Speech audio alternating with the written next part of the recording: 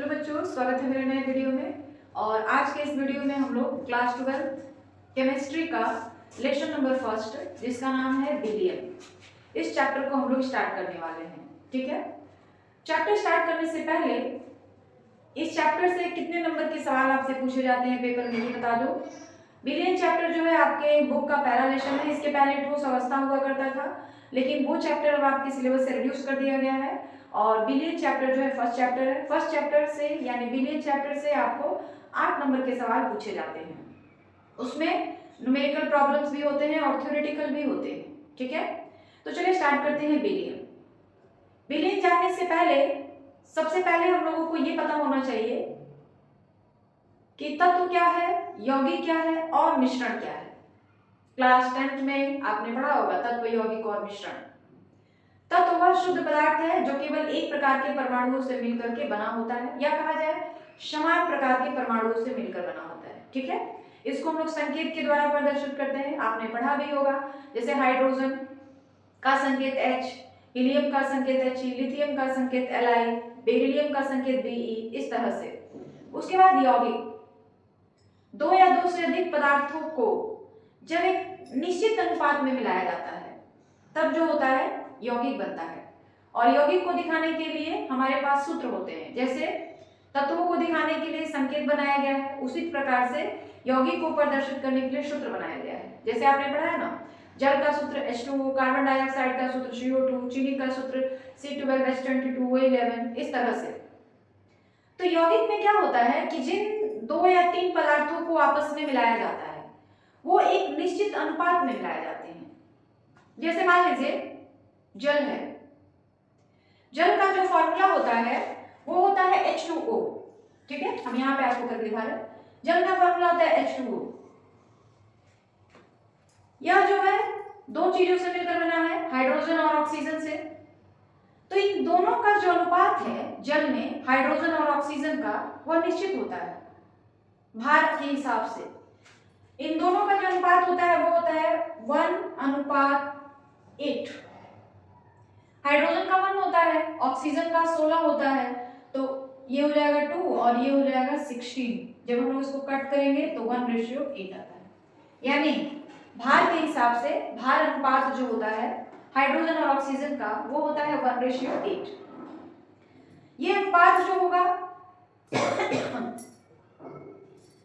कहीं से भी आप जल लेकर आएंगे, सारे जल में ये अनुपात फिक्स होगा 1:8।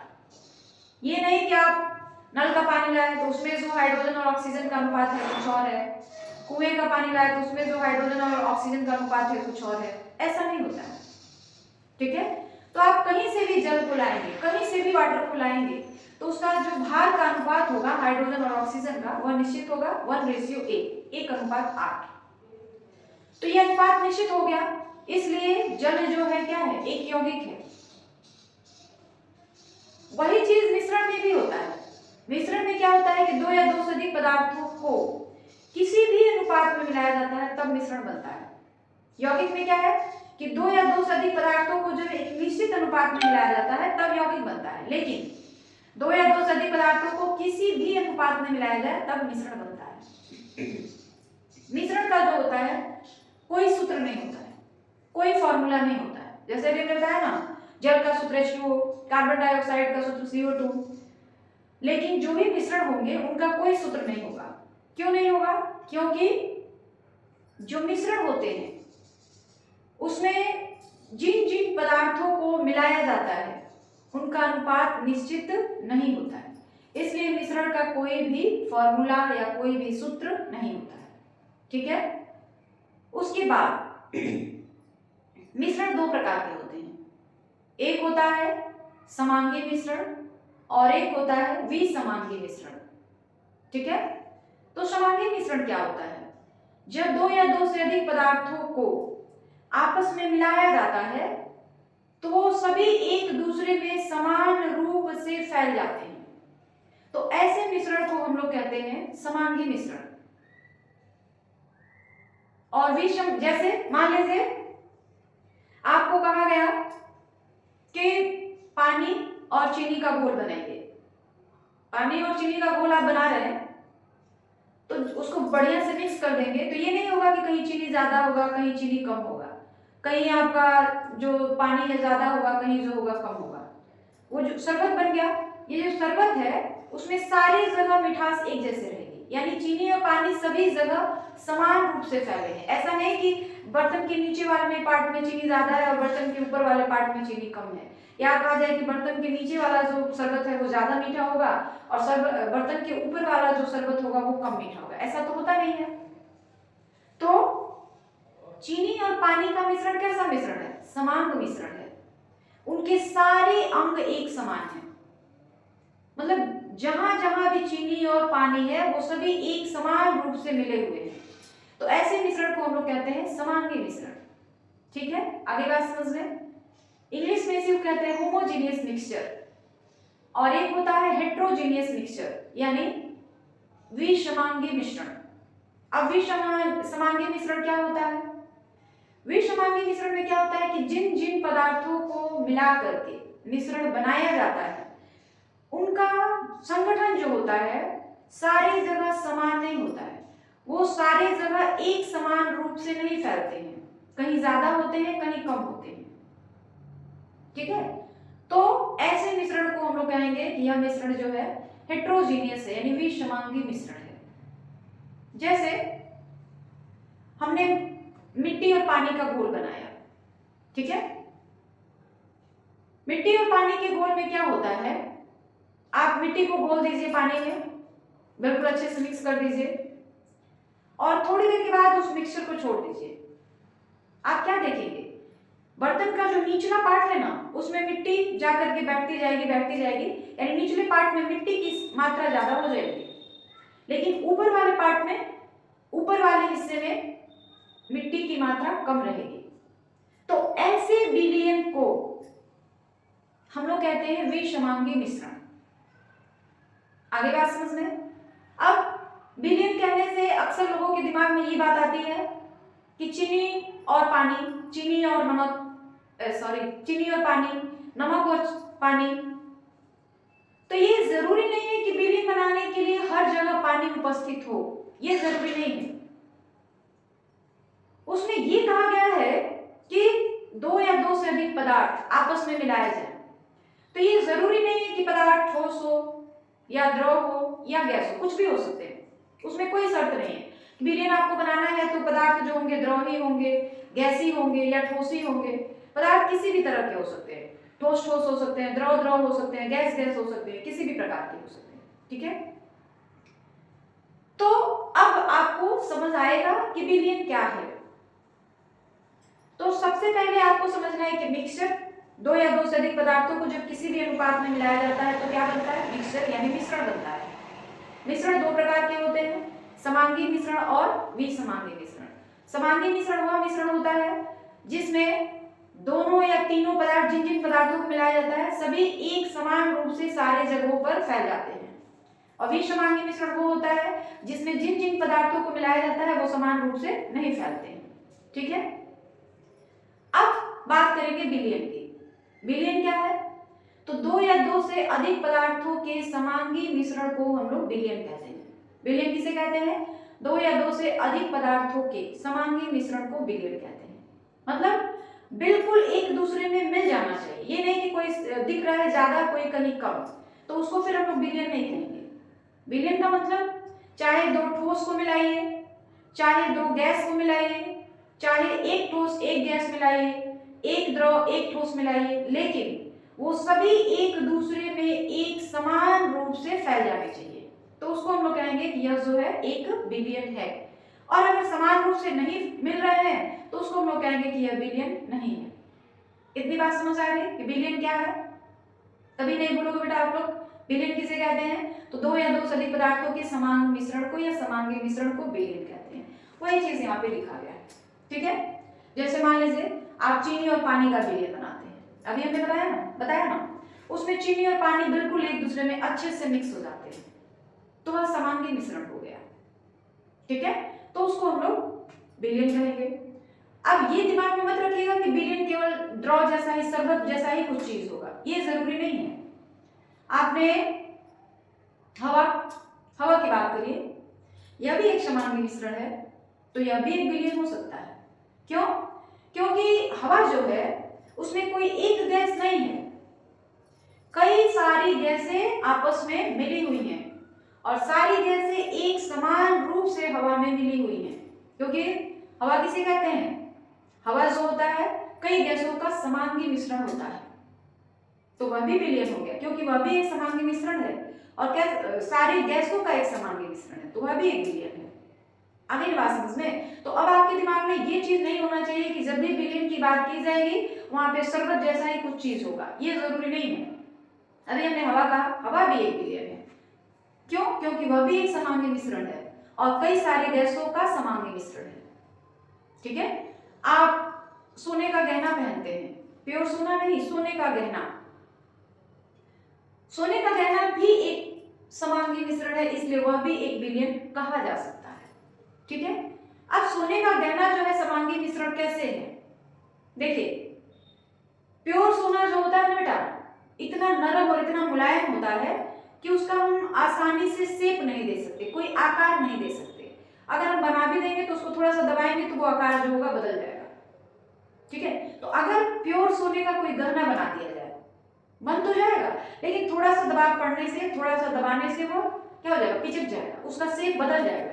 तो अगर आप एक सोने का गहना पहने हैं, पहन के सो गए, दब गया, तो सुबह कुछ और डिजाइन था और शाम को कुछ और डिजाइन हो जाएगा। तो प्योर गोल्ड जो होता है वो काफी मुलायम होता है, तो उसका जब हम लोग गहना बनाते हैं ना, हम लोग नहीं मतलब सुनार जब गहना बनाते हैं तो उसमें पीतल मिलाते हैं।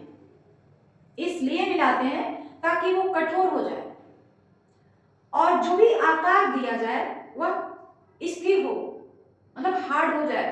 हार्ड होने के बाद जो भी डिजाइन बनाया जाएगा वो फिक्स रहेगा, जल्दी चेंज नहीं होगा, जल्दी बदलेगा नहीं। अब यहाँ पे देखिए सोने की रिंग है, इसको आप दाबिए, मतलब बहुत ताकत लगा के नहीं, लेकिन बदलता नहीं है इसका शेप, ये जो है बिल्कुल फिक्स है अपनी जगह पे। तो अब ये जो सोने का गहना है इसमें पीतल भी मिला हुआ है। ठीक है? लेकिन आप इसको देख के ये नहीं बता सकते कि इसमें कहाँ पीतल है और कहाँ सोना है। ये तो आपको पता चल गया ना कि जो सोने का गहना होता है वो प्योर नहीं होता है, उसमें पीतल या तांबा जरूर कुछ मिलाया जाता है। ठीक है? लेकिन जब भी आप सोने का गहना पहनेंगे आप देखेंगे कि उसमें कहीं ऐसा नहीं दिखता है कि यहाँ पीतल ज्यादा है, यहाँ पीतल कम है, यहाँ सोना ज्यादा है, यहाँ सोना कम है। सारी जगह सोना और पीतल समान रूप से फैले होते हैं। सोने का जो गहना होता है हर जगह एक ही जैसा चमकदार दिखता है, तो वो समांगी मिश्रण हुआ। किसका किसका? सोने का और पीतल का। अगर आपने तांबा मिलाया है तो सोने का तांबे का, हालांकि तांबा मिलता नहीं है, सोना और पीतल ही मिलाया जाता है ज्यादातर, कभी कभी तांबा भी मिलाया जाता है। तो कुछ भी मिलाया जाए सोने में, लेकिन आपको दिखता तो नहीं है ना कि सोने में मान लीजिए हमने लोहा मिला दिया, हालांकि ये पॉसिबल नहीं है, हमने मिला दिया तो वो अगर ना दिखे, आप लोहे की बात अगर करी जाए तो स्टील ले लीजिए, स्टील में लोहा है, क्रोमियम है, निकल है, आपका स्टील का बर्तन सब जगह एक जैसा दिखता है, ये नहीं दिखता है कि यहाँ पे स्टील ज्यादा है, यहाँ पे लोहा ज्यादा है, यहाँ पे क्रोमियम ज्यादा है। उसी तरह सोने का जो गहना है वह भी समांगी मिश्रण है, ये नहीं पता चलता है कि यहाँ पे सोना ज्यादा है, यहाँ पे सोना कम है, यहाँ पे पीतल ज्यादा है, यहाँ पे पीतल कम है, तो यह भी एक विलयन हो गया।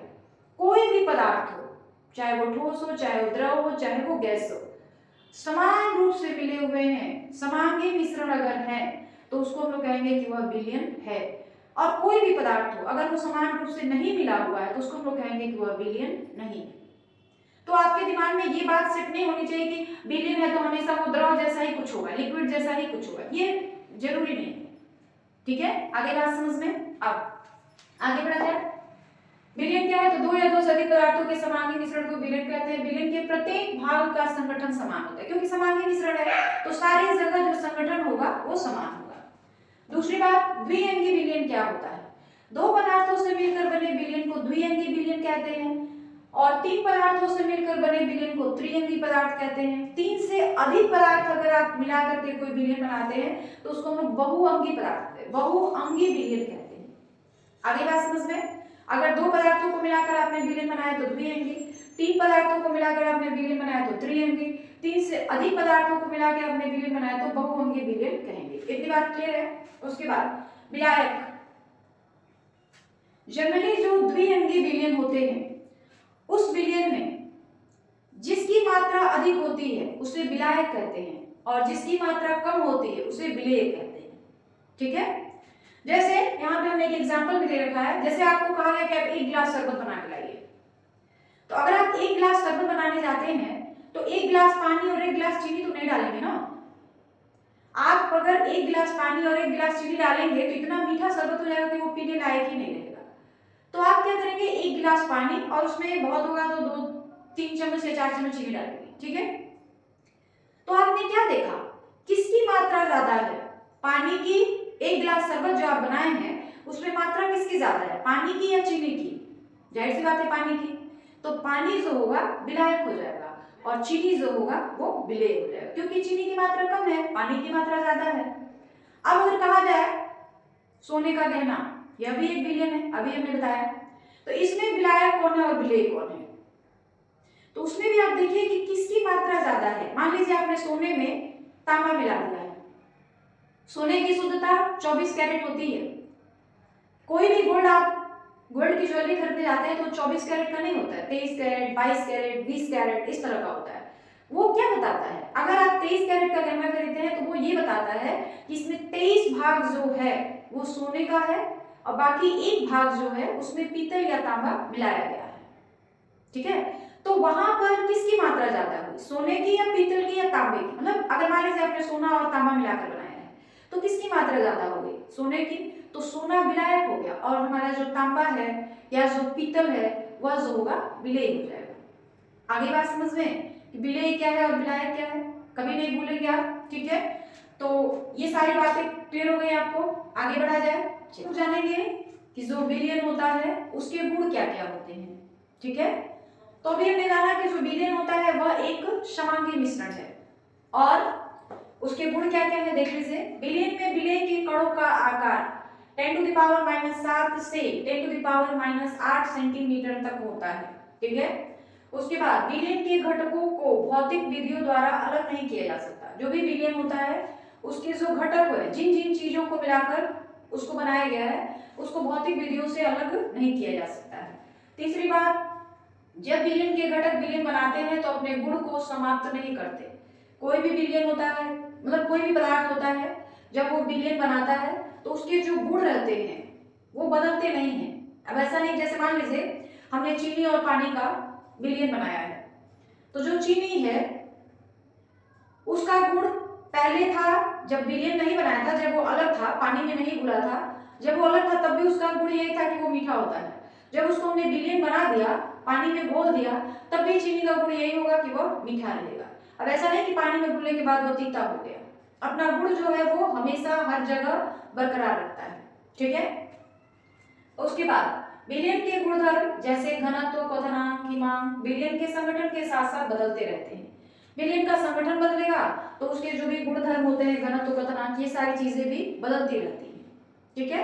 तो ये थे विलयन के गुण। आगे बात समझ में। अब हम लोग पढ़ेंगे विलयन के प्रकार, ठीक है। तो इसका जल्दी से आप स्क्रीनशॉट ले लीजिए, आगे बढ़ा जाए। अब हम लोग ये जानेंगे कि विलयन के कितने प्रकार होते हैं, ठीक है। तो देखिए विलयन को अलग अलग आधारों पर वर्गीकृत किया जाता है, अलग अलग आधार पर उसको अलग अलग पार्ट में बांटा जाता है। तो 2 आधार पर इसको बांटा जाता है। पहला है विलय की मात्रा के आधार पर और दूसरा है विलायक की भौतिक अवस्था के आधार पर। विलय की मात्रा अभी हमने बताया आपको कि 2 अंगी विलयन है अगर, तो जिसकी मात्रा कम होगी वह विलय हो गया और जिसकी मात्रा अधिक होगी वह विलायक हो गया। सबसे सीधा आप एग्जांपल सेट कर लीजिए, शरबत। शरबत एक विलयन है जिसमें चीनी जो है विलेय है और पानी जो है विलायक है। सबसे सीधा एग्जांपल है, इसको आप माइंड में हमेशा सेट रखिएगा कि शरबत एक विलयन है, चीनी विलेय है और विलायक पानी है, ठीक है। अब देखिए विलेय की मात्रा के आधार पर विलयन जो होते हैं उसको 5 भागों में बांटा गया है। पहला है तनु विलयन, वह विलयन होता है जिसमें विलेय की मात्रा विलायक से कम होती है, जैसे शरबत। सबसे सीधा एग्जांपल शरबत। शरबत अगर आप बनाएंगे 1 गिलास तो उसमें जाहिर सी बात है पानी की मात्रा ज्यादा होगी और चीनी की मात्रा कम होगी। तो ऐसे विलयन को हम लोग कहेंगे तनु विलयन, जिसमें विलेय की मात्रा कम हो और विलायक की मात्रा ज्यादा हो। चाहे विलायक कुछ भी हो, चाहे विलेय कुछ भी हो, ठोस हो, द्रव हो, गैस हो, लेकिन विलायक की मात्रा हमेशा अधिक होनी चाहिए, विलेय की मात्रा हमेशा कम होनी चाहिए। तो ऐसे विलयन को हम लोग तनु विलयन कहेंगे। सांद्र विलयन, जिसमें विलेय की मात्रा अधिक हो जाती है और विलायक की मात्रा कम हो जाती है। शांत विलेय जनरली जो होते हैं ना गाढ़े होते हैं, ठीक है। तो जिसमें विलेय की मात्रा ज्यादा हो जाए, विलायक की मात्रा कम हो जाए, ऐसे विलयन को हम लोग कहते हैं सांद्र विलयन। उसके बाद है संतृप्त विलयन। संतृप्त विलयन जिसमें और एक निश्चित ताप पर और अधिक विलेय की मात्रा उसमें न मिलाई जा सके, न घुलाई जा सके। जैसे मान लीजिए आपको एक गिलास शरबत बनाना है, आपने क्या किया, एक गिलास पानी लिया, उसमें 3-4 चम्मच आपने चीनी डाल दिया, मिला दिया, शरबत बन गया। अब एक चम्मच चीनी तो शरबत बन गया। तो अब आप क्या करेंगे, उसमें एक चम्मच चीनी बढ़ाते जाइए, बढ़ाते जाइए, बढ़ाते जाइए, बढ़ाते जाइए। क्या होगा, एक ऐसा स्टेज आएगा जब चीनी घुलना बंद हो जाएगा, उसमें और कुछ समय तक चीनी घुलता रहेगा, तो उसके बाद अब घुलेगा नहीं। आप चीनी डालेंगे, वो जाके नीचे तली में जो होगा बैठ जाएगा। तो जब तक घुलता है तब तक वह जो विलयन था, जब तक उसमें घुल गया, तो जब उसमें घुलना बंद कर देता है, चीनी आप डाले और घुला नहीं, बंद हो गया। अब उसमें जितनी अधिक से अधिक मात्रा विलेय की घुलाई जा सकती थी वो घुल चुका है। अब उसमें और अधिक विलेय की मात्रा नहीं मिलाई जा सकती है, नहीं घुलाई जा सकती है। तो ऐसे विलयन को हम लोग कहते हैं संतृप्त विलयन। वह विलयन जिसमें एक निश्चित ताप पर और अधिक विलेय की मात्रा न मिलाई या न घुलाई जा सके। मतलब शरबत में आप चीनी डालते जा रहे हैं, जब तक घुल रहा है ठीक है, जब घुलना बंद कर दे, उसमें न अब चीनी आप नहीं मिला सकते क्योंकि घुल नहीं रहा है, तब वह विलयन कैसा हो जाएगा, संतृप्त हो जाएगा। और जब तक असंतृप्त था तो वह विलयन जिसमें एक निश्चित ताप पर और अधिक विलेय की मात्रा मिलाई जा सकती, जब तक उसमें चीनी घुलता जा रहा था, घुलता जा रहा था, तब तक वो असंतृप्त था। जैसे ही घुलना बंद कर दिया वो संतृप्त हो गया। अति संतृप्त विलयन, अति संतृप्त विलयन जो होता है उसकी विलेयता ताप बढ़ाकर बढ़ाई जा सकती है। जैसे मान लीजिए हमने शरबत बनाया, एक गिलास पानी में चीनी डाल रहे, घुल गया, फिर डाले, घुल गया, फिर डाले, घुल गया। एक समय ऐसा आएगा कि चीनी घुलना बंद हो जाएगा, यानी आप समझ लीजिए कि विलयन जो है वो संतृप्त हो गया क्योंकि चीनी घुल नहीं रहा है। तो अब हम क्या करेंगे, उसको थोड़ा सा गर्म कर दीजिए, वो जो चीनी और पानी का विलयन है थोड़ा सा गर्म कर दीजिए। गर्म करने के बाद क्या होगा, फिर 1-2 चम्मच चीनी डालिए, वो घुल जाएगा। मतलब आपने उसकी संतृप्तता को बढ़ा दिया। कैसे बढ़ाया, टेम्परेचर को बढ़ा करके, तापमान को बढ़ा करके। तो वही लिखा गया अति संतृप्त विलयन, ताप बढ़ाने पर विलय की मात्रा और अधिक मिलाई जा सकती है या घुलाई जा सकती है। तो ऐसे विलयन को हम लोग क्या कहते हैं, अति संतृप्त विलयन। आगे बात समझ में, ठीक है।